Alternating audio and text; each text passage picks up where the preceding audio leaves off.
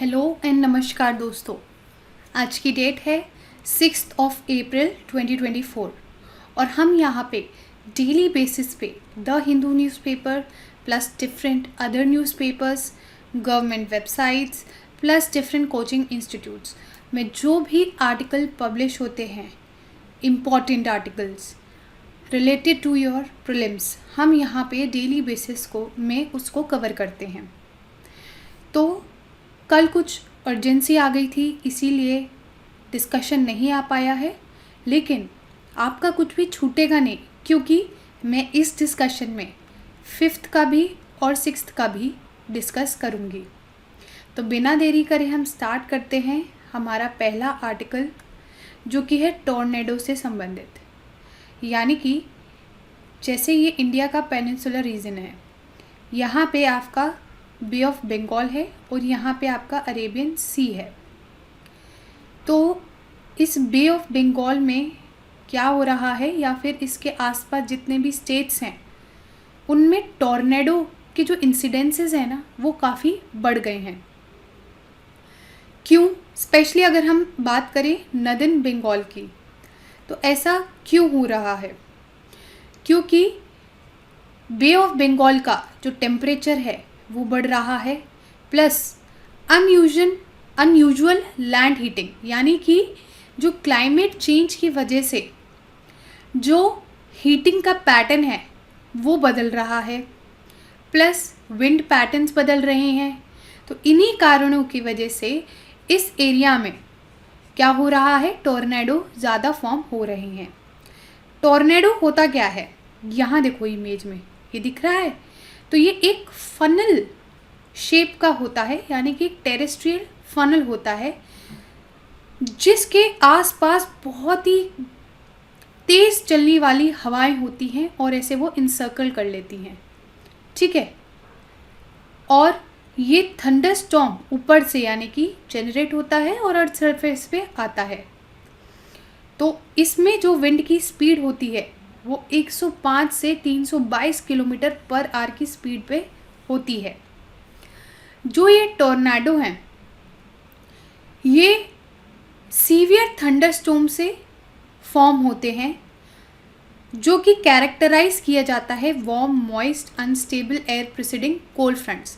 यानी कि extreme temperature जहाँ होगा वहाँ पे क्या होगा, आपका टॉर्नेडोज बनने की चांसेस ज़्यादा बढ़ जाएंगे। और ये जो थंडरस्टॉर्म है जिनकी वजह से टॉर्नेडोज फॉर्म होते हैं, ये अपने सीवियर मैनिफेस्टेशंस के लिए जाने जाते हैं। जैसे बहुत ज़्यादा आवाज़ें आएंगी, थंडरिंग की, लाइटनिंग होएगी, हैवी रेनफॉल होएगा, हेल हो जाएगा, गस्टी विंड्स चलेंगी। तो जब ऐसे थंडरस्टॉर्म देखो तो उस एरिया में चांसेस हैं कि टॉर्नेडोज फॉर्म होने वाले हैं। लेकिन जो टॉर्नेडोज़ है ना, सबसे ज़्यादा प्रिवलेंट है यूएस में, अर्जेंटीना और बांग्लादेश। लेकिन अब इंडिया के ईस्टर्न स्टेट में भी बढ़ रहे हैं, जैसे West Bengal, Orissa, Jharkhand, pre monsoon season यानी कि मॉनसून से पहले वाले सीज़न में। अब एक बात बताइए, आपने ट्रॉपिकल साइक्लोन के बारे में तो सुना ही होगा, यूपीएससी काफ़ी क्वेश्चन पूछती है। तो ट्रॉपिकल साइक्लोन और टॉर्नेडोज़ में डिफरेंस क्या होता है? देखो ये टेबल है, मैंने अच्छे से इसको एक्सप्लेन किया है। यानी कि अगर हम जोग्राफिकल एक्सटेंट की बात करें, जो ट्रॉपिकल साइक्लोन्स है ये काफ़ी बड़ा एरिया जो है कवर करते हैं, वास्ट एक्सपेंसेस, और ये अफेक्ट करते हैं बहुत ज़्यादा जोग्राफिकल एरियाज़ को। लेकिन जो टॉर्नेडोज़ होते हैं ना, वो ज़्यादा बड़े एरिया को कवर नहीं करते हैं, फ्यू हंड्रेड यार्ड्स अक्रॉस बस। विंड्स डायनेमिक की बात करें तो अगर ट्रोपोस्फेरिक वर्टिकल विंड शेयर जो है सबसे कम होगा, ठीक है, जैसे ये ट्रोपोस्फेरिक वर्टिकल विंड शेयर होता है ना, ये अगर कम होगा तो ट्रॉपिकल साइक्लोन फॉर्म होते हैं। और यहाँ पे टॉर्नेडोज़ का डिपेंड करता है वर्टिकल शेयर पे ही, तभी तो ऐसा शेप होता है ना। टेम्परेचर वेरिएशन की अगर हम बात करें तो ऐसे एरियाज़ में ये इमर्ज होते हैं जहाँ पे हॉरिजॉन्टल टेम्परेचर में जो डिफरेंस है वो ज़्यादा नहीं देखा जाता है, ठीक है। लेकिन ये ऐसे टॉर्नेडोज ऐसे एरियाज़ में इमर्ज होते हैं जहाँ पे टेम्परेचर डिफरेंशियल बहुत ज़्यादा हो। फॉर्मेशन जोन ज़्यादातर ये ओशंस में बनते हैं, लेकिन अगर टॉर्नेडोज की बात करें तो ये ज़्यादातर टेरेस्ट्रियल लैंडस्केप पे फॉर्म होते हैं।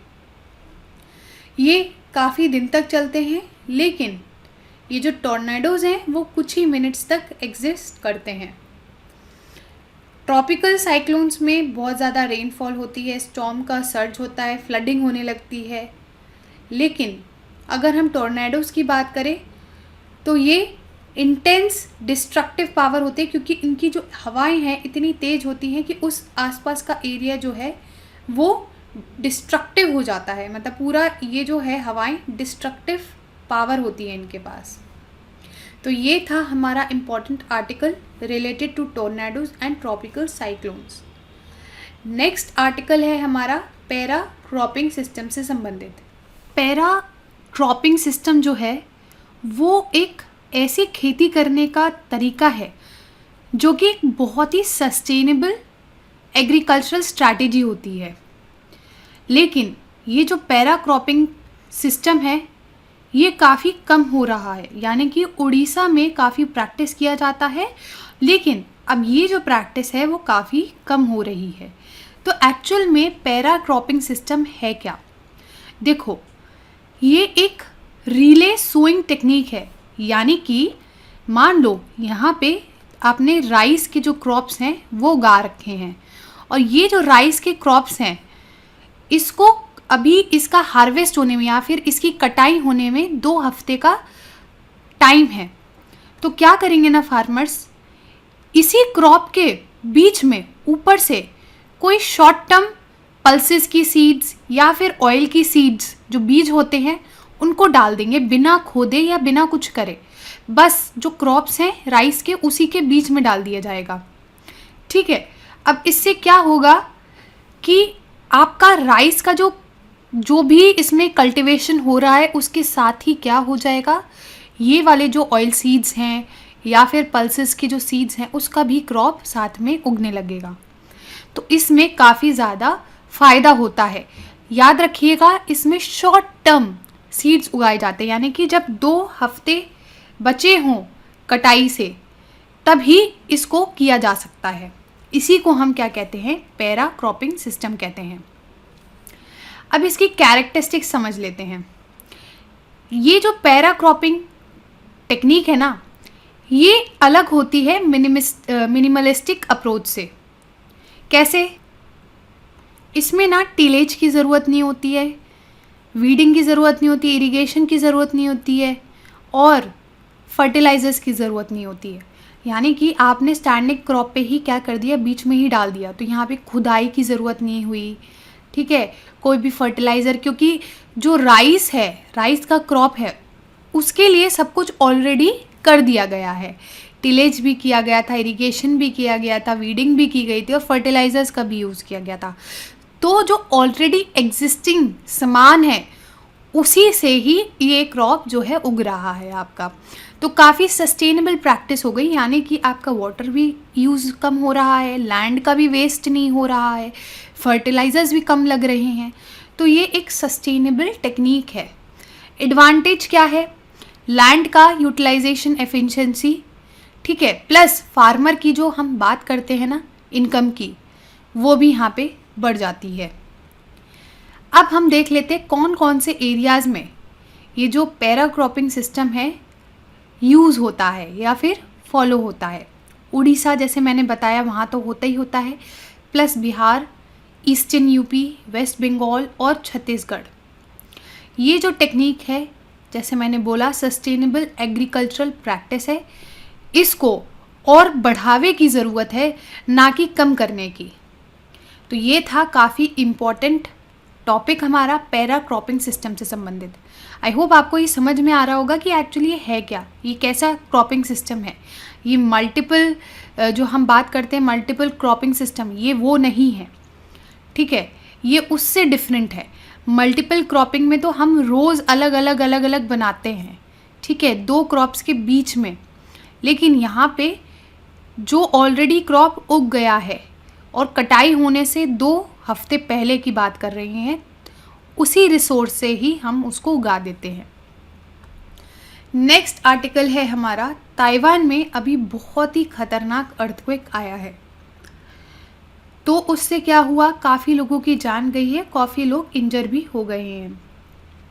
7.2 मैग्नीट्यूड का था और एपिसेंटर इसका कहाँ था, हुआलिन काउंटी इन ईस्टर्न ताइवान।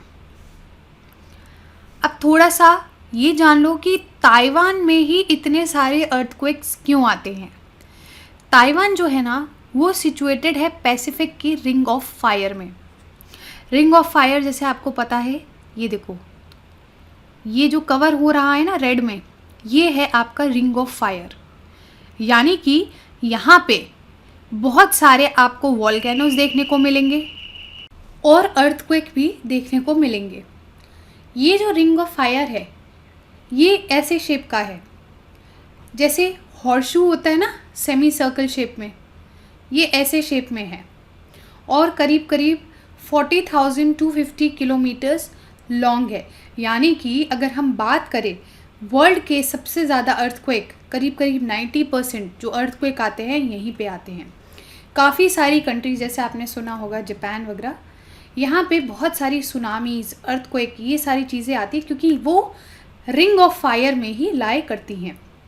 तो यहाँ पे खूब सारे नेचुरल डिज़ास्टर्स देखने को मिलते हैं। नेक्स्ट, ये रिंग ऑफ फायर का टेक्टोनिक प्लेट से क्या संबंध है, यानी कि रिंग ऑफ फायर जो है यही देखने को क्यों मिलते हैं और रिंग ऑफ फायर में ही volcanoes plus earthquakes plus tsunami क्यों देखने को मिलती हैं।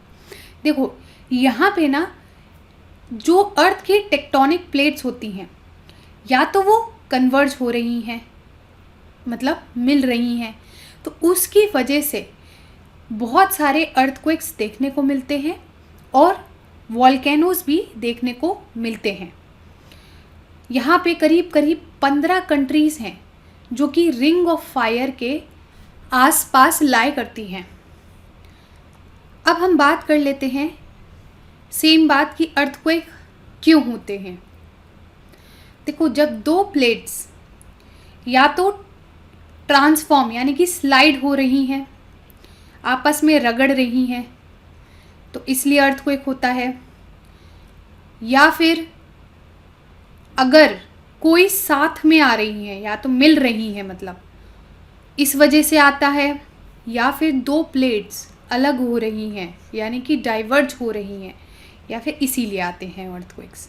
यानी कि सिंपल सी बात है, प्लेट्स अगर मूव करेंगी, चाहे मिल रही हो, चाहे दूर हो रही हो, चाहे एक दूसरे में घिस रही हो, तो अर्थक्वेक आपका आएगा ही। इसीलिए रिंग ऑफ फायर के आसपास काफ़ी सारे अर्थक्वेक्स देखने को मिलते हैं। अब रिंग ऑफ फायर जो है, यहाँ पे वॉल्केनोज क्यों है, जैसे कि मैंने बताया, 2 टेक्टोनिक प्लेट्स जो हैं, अगर वो पास आ रही हैं, जब हम बात करते हैं ना कन्वर्ज हो रही हैं, तो एक जो टेक्टोनिक प्लेट है वो नीचे की तरफ चली जाती है, सबडक्ट हो जाती है। तो जब वो सबडक्ट होती है ना, यहाँ पे कोई ना कोई ओपनिंग हो जाती है, तो उसकी वजह से जो अंदर का लावा या मैग्मा कह लो, वो बाहर आ जाता है और यहाँ पे वॉल्केनो फॉर्म होने लगता है। ठीक है, हो तो सारी चीज़ें कन्वर्जेंस की वजह से ही रही हैं।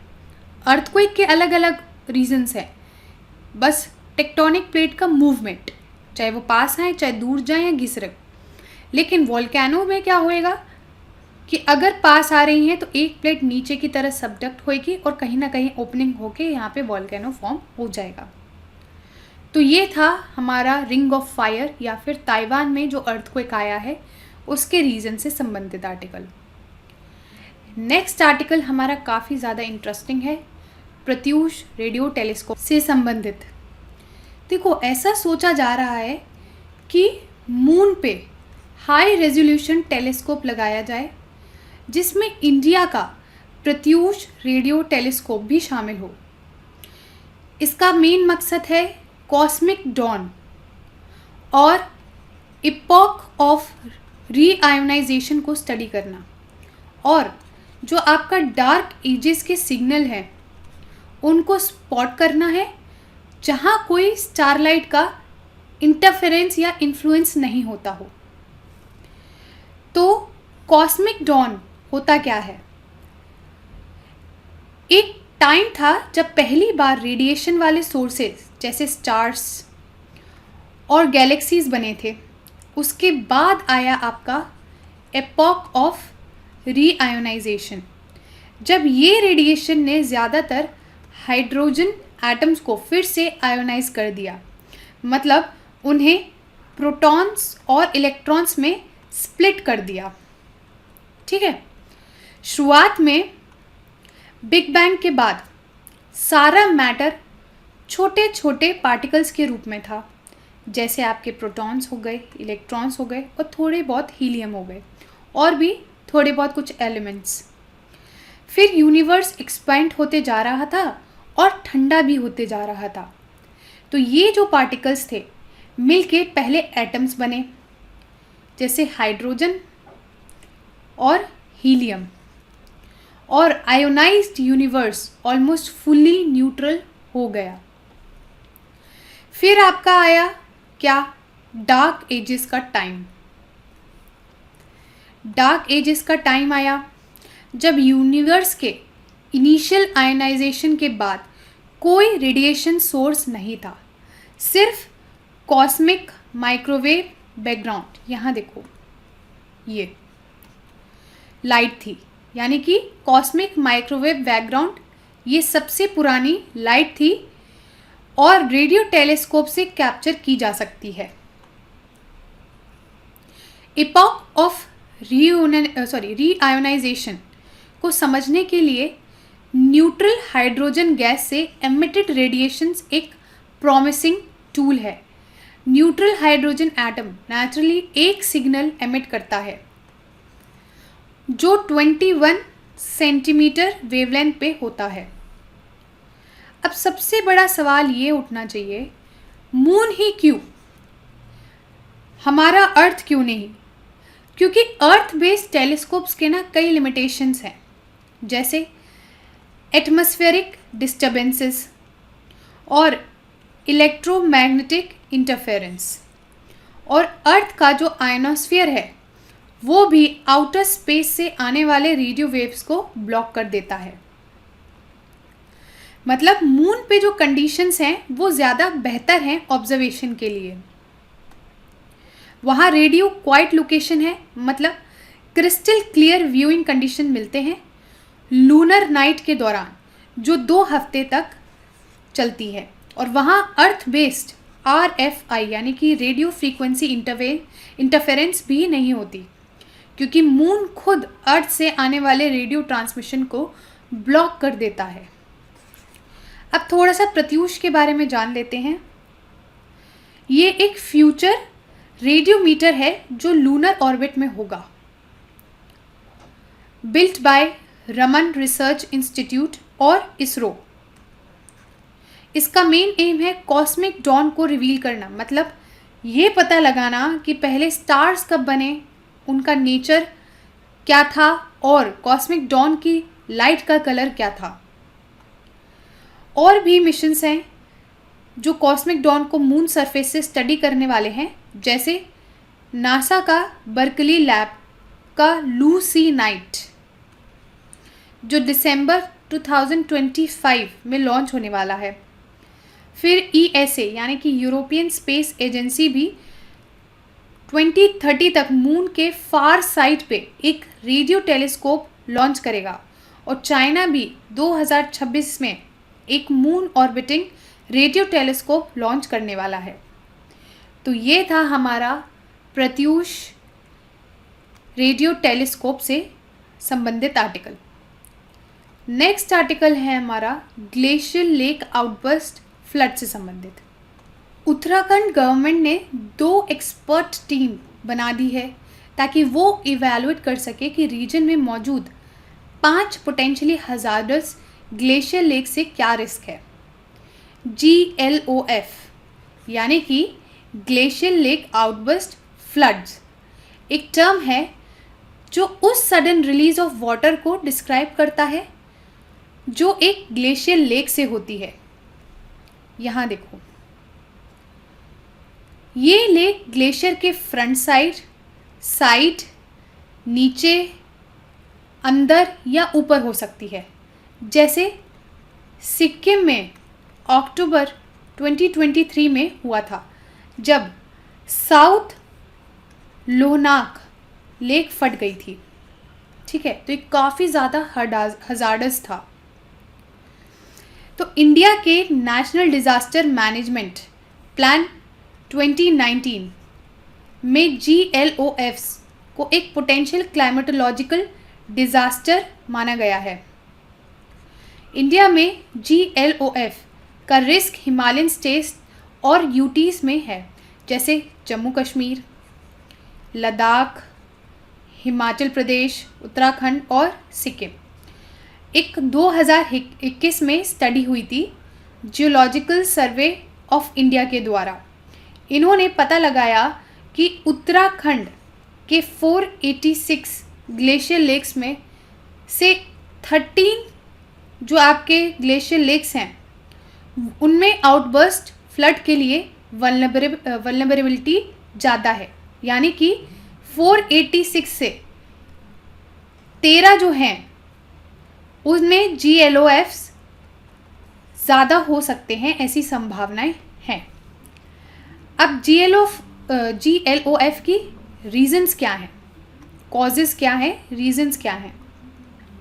सबसे पहला है जियोलॉजिकल कॉज, जैसे अर्थक्वेक हो गया आपका, मोरेन डैम्स का ब्रीच हो गया। ठीक है।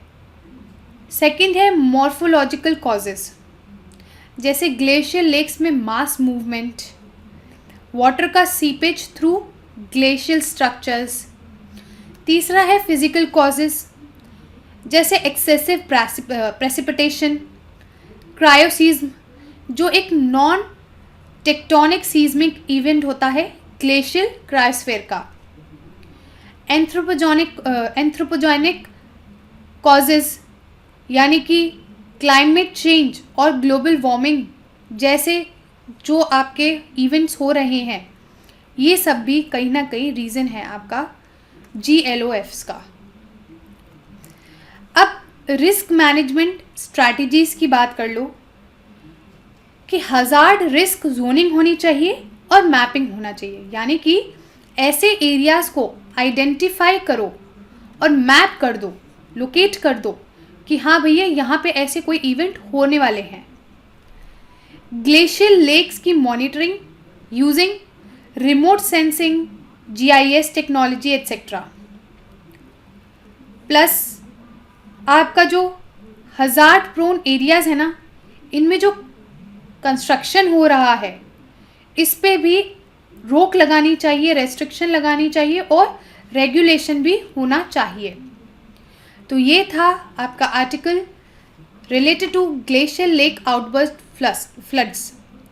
थोड़ा सा टंग स्लिप हो रही है क्योंकि बहुत ज़्यादा शॉर्ट फॉर्म्स यूज़ हो रहे हैं, प्लस स हो रहा है वर्ड, तो bear with me. But articles important है और इंटरेस्टिंग भी है। नेक्स्ट आर्टिकल है स्ट्रैटेजिक पेट्रोलियम रिजर्व से संबंधित। Indian strategic petroleum reserve limited यानी कि इस्प्रिल ने कर्नाटका के पडूर में 2.5 million ton crude oil store करने के लिए अंडरग्राउंड स्टोरेज बनाने के लिए बिड्स मांगी हैं। ये इंडिया का पहला commercial crude oil strategic storage होगा। Padur 2 reserve strategic petroleum reserves project के फेज़ 2 का हिस्सा होगा। फेज़ 2 में total 6.5 MMT strategic petroleum reserves बनाए जाएंगे जो अंडरग्राउंड अनलाइंड रॉक केवर्न्स और ऊपर की फैसिलिटीज़ में होंगे। ये प्रोजेक्ट चंदीखोल जो कि आपका कहाँ है, उड़ीसा, और पडूर में ऑफशोर और ऑनशोर SPM यानी कि स्ट्रैटेजिक पेट्रोलियम मैनेजमेंट और पाइपलाइंस इंक्लूड करेगा, वो भी PPP मॉडल पे। यानी कि पब्लिक प्राइवेट पार्टनरशिप मॉडल में। जो आपका फेज़ 1 था ना, वो पूरा का पूरा गवर्नमेंट के पैसों से बना, यानी कि वो पीपीपी नहीं था। ये जो दूसरा वाला है फेज़ 2, इसको पीपीपी बना दिया गया है। जो आपका पडूर 2 रिजर्व प्रोजेक्ट है ना, इसमें 2.5 million ton crude oil store किया जाएगा, जिसकी कीमत होगी 5,514 करोड़। यानी कि जो कॉस्ट आएगी इसको डिज़ाइन करने में, इसको बनाने में, वो इतनी होगी। ये पीपीपी मॉडल में बनेगा, जहां private parties design, build, finance और ऑपरेट भी करेंगे स्टोरेज को। पडूर 2 का ऑपरेटर स्टोरेज को भी ऑयल कंपनी को लीज पे दे सकता है और ऑयल स्टोर करने के लिए और उसे फ़ी चार्ज करेगा। जो कंपनीज ऑयल स्टोर करेंगे वो इसे डोमेस्टिक रिफाइनर्स को भी बेच सकते हैं। लेकिन इमरजेंसी में इंडिया को ऑयल यूसेज का पहला राइट होगा। इस्प्रिल ने पडूर के लिए लगभग 215 एकड़ ज़मीन एक्वायर की है। यहाँ देखो, अब थोड़ा सा जान लेते हैं स्ट्रैटेजिक पेट्रोलियम रिजर्व्स के बारे में। हर नेशन को IEA यानी कि इंटरनेशनल एनर्जी एजेंसी के मेंबर होने के नाते इंटरनेशनल एनर्जी प्रोग्राम यानी कि IEP अग्रीमेंट के टर्म्स के मुताबिक मेंटेन करना पड़ता है। कंट्रीज़ को अपनी नेट ऑयल इंपोर्ट का कम से कम 90 डेज वर्थ का इमरजेंसी रिजर्व मेंटेन करना होता है। US, चाइना और जापान सबसे ज़्यादा क्रूड ऑयल कंज्यूमर्स हैं और सबसे बड़ा स्ट्रैटेजिक रिजर्व्स मेंटेन करते हैं। अभी भी इंडिया का एग्जिस्टिंग स्ट्रैटेजिक जो स्टोरेज है वो कितना है, गैस करो, 5.33 मिलियन टन्स। यहाँ देखो, जो अप्रॉक्सीमेटली नेशनल डिमांड का 9.5 डेज कवर करता है। इसका मेन ऑब्जेक्टिव है कंट्री की एनर्जी सिक्योरिटी इंश्योर करना और इमरजेंसी सिचुएशन में यूज़ करने के लिए स्ट्रैटेजिक ऑयल रिजर्व बिल्ड करना। ये सब Indian strategic petroleum reserve limited यानी कि इस्प्रिल इम्प्लीमेंट कर रहा है, जो ऑयल इंडस्ट्री डेवलपमेंट बोर्ड यानी कि OIDB का एक होली ओन्ड सब्सिडियरी है। और ये गवर्नमेंट ने कंट्री में स्ट्रैटेजिक पेट्रोलियम रिजर्व बिल्ड और ऑपरेट करने के लिए बनाया गया स्पेशल पर्पस व्हीकल है, यानी कि SPV है। याद रखिएगा, ISPRL, Indian strategic petroleum reserve limited. तो ये था हमारा आज का और कल का डिस्कशन। काफ़ी ज़्यादा इंपॉर्टेंट आर्टिकल्स हमने डिस्कस किए। आई होप आपको क्लियर हुआ हो काफ़ी इजी लैंग्वेज में। इसकी जो PDF है वो मैं टेलीग्राम चैनल पे डाल दूँगी और उसका लिंक मैं डिस्क्रिप्शन बॉक्स में पेस्ट कर दूँगी, तो वहाँ से आप डाउनलोड कर लेना। Thank you very much for the discussion.